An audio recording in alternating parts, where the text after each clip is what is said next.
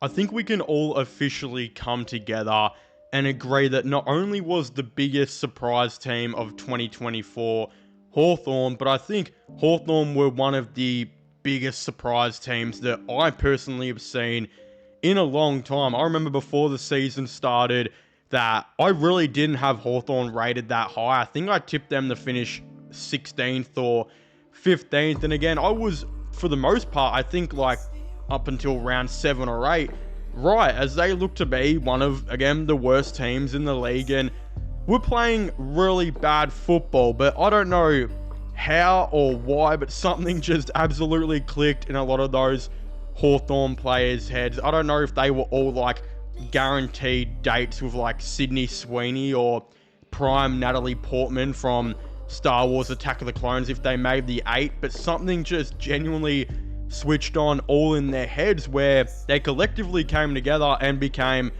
one of the best groups in football and were able to make a semi-final and were very, very close, like that close off making a prelim. Again, an absolutely outstanding season for Hawthorn that we know ended up leading into a really, really good off-season where they went into the trade period and addressed, I think, pretty much their biggest need, and that was going for key defenders. Again, not only did they bring in good key defenders, but they brought in possibly 2 of the best key defenders, I think, in the AFL. Of course, Barras being considered by some to be West Coast's best player. Again, definitely, I think, for the most part, has been their best defender over the last couple years, especially with McGovern being injured. They not only brought in him, but brought in Josh Battle, who, as a person who's been pretty critical on Josh Battle, saying I think he was only a good,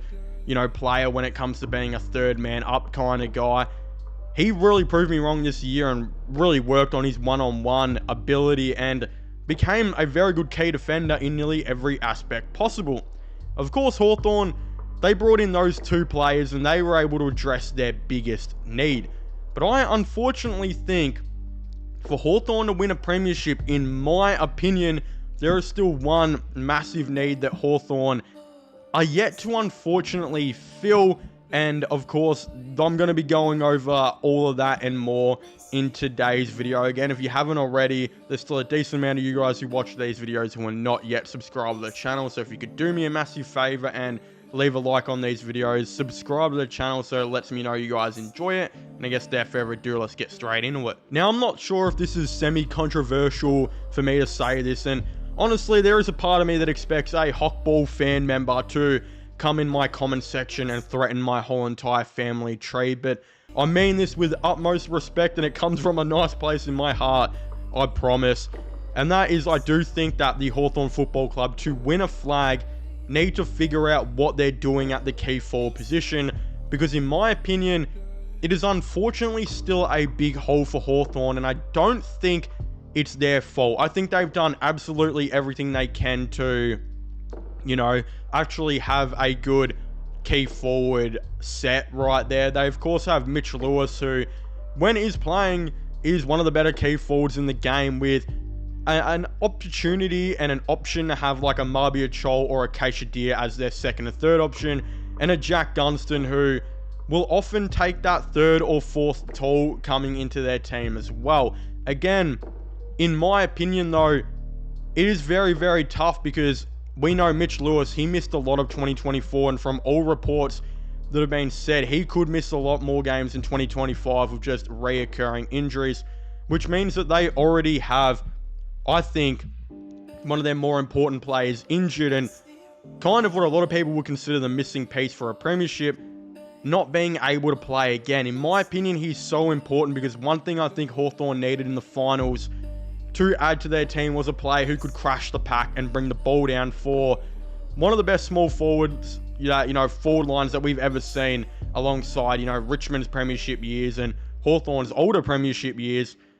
They just need a key forward, to be able to bring the ball down. Unfortunately, again, Keisha Deer, he's not that guy. He's like a third option who is more of a key forward that goes up the ground. Again, can take a mark for sure, but he's not a guy who's going to crash the packs. Marbia Chol, he can be weak as piss. He can be almost as weak as they come. It was his biggest knock at Richmond. It's why Dimmer, pretty much got rid of him to Gold Coast. And when he heard that Dimmer was coming to Gold Coast, Mabior Chol literally packed his bags and was like, I'm getting the hell out of here to Hawthorn or North Melbourne. I don't even care. I can't be coached by Dimmer again. And we know that he had a pretty good year by Hawthorn. He just, unfortunately, went a little bit missing in the finals. And when the true tough competitiveness of AFL came into play, there were times where he was, nowhere to be seen, just like my father. So it is a weird situation right there. I just think that if we're going to say as well, all right, Jack Gunston's there. Jack Gunston doesn't really crash the packs. He didn't do any of that type of stuff. And anything I think Jack Gunston had left in 2024, he absolutely gave. So I'm not too sure how much he'll be playing in 2025. And I think Hawthorn agree with me by them rookie drafting him. So again, if Mitch Lewis does play, this is not a problem, in my opinion. This is not really a problem at all, because Mitch Lewis, in my opinion, is that missing piece that can crash the pack and bring the ball down to ground.